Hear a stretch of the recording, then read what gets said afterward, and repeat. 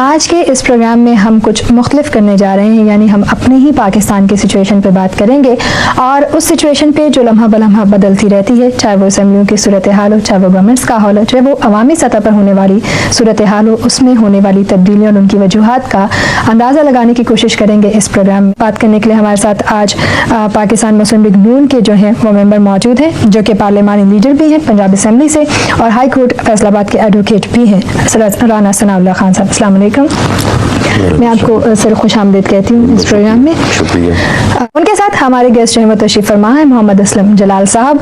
इनसे वैसे तो नॉर्मल हम बात करते हैं जी करेंसी की ताज़ा तरीन सूरत हाल पर, लेकिन आज कुछ बात करेंगे हम कि इस करेंसी से मुल्क में पहुँचने से क्या सूरत हाल होती है और ये किस हद तक बेहतर किरदार अदा कर रही है मुल्क की इकॉनमी को स्ट्रॉन्ग करने में। क्या समझते हैं कि कितनी तादाद में यहाँ से लोग जो हैं वो भेजते हैं, क्योंकि आपका उनके साथ डायरेक्ट लिंक रहता है, आप उनसे बातचीत करते हैं, क्या सूरत हाल होती है उनकी जब वो वापस भेज रहे होते हैं, तो उससे कितना फ़ायदा हुआ है हमारे मुल्क को, आप क्या समझते हैं? देखो जी, हमारे जो लोग यहाँ रह रहे हैं ये पाकिस्तान के लिए बहुत बड़ा सरमाया है और ये ऑन द रिकॉर्ड बात है कि जितना भी ज़र मुबादला पाकिस्तान में जा रहा है उसमें 70% जो हिस्सा हमारे यहाँ रहने वालों का है। हमारे ज़रिए जो जितना भी पैसा पाकिस्तान जा रहा है वो सारा लीगल जाता है जी।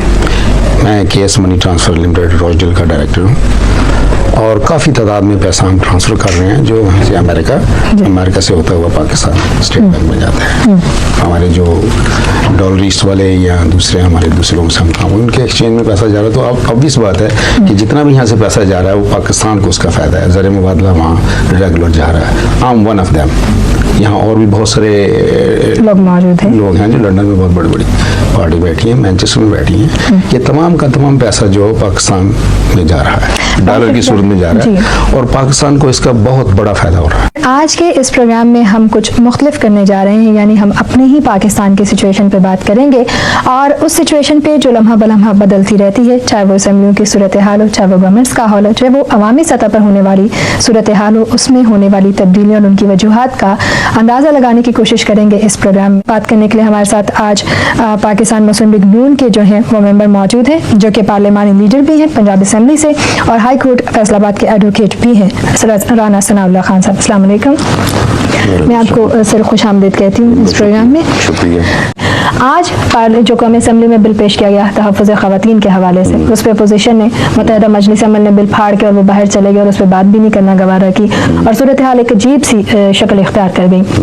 आपका क्या मौक़िफ़ है? क्या वाकई ही उस बिल के साथ यही होना चाहिए था और उसको क्या पास नहीं होना चाहिए? उसमें देखिए, इसमें दो चीज़ें हैं। एक तो ये है कि ख़वातीन के हकूक़ और उनका जो तहफ़्फ़ुज़ का मामला है उसके ऊपर मेरी पार्टी का या हमारा जो है वो क्या नुक्ता नज़र, हम बिल्कुल ख़वातीन का एहतराम भी करते हैं और हम उनका तहफ़्फ़ुज़ भी चाहते हैं और उस सूरत में हम बिल्कुल इस बात के से मुत्फ़िक़ हैं कि ऐसी लेजिस्लेशन होनी चाहिए जिसमें जो ख़वातीन हैं उनके हकूक़ का तहफ़्फ़ुज़ हो।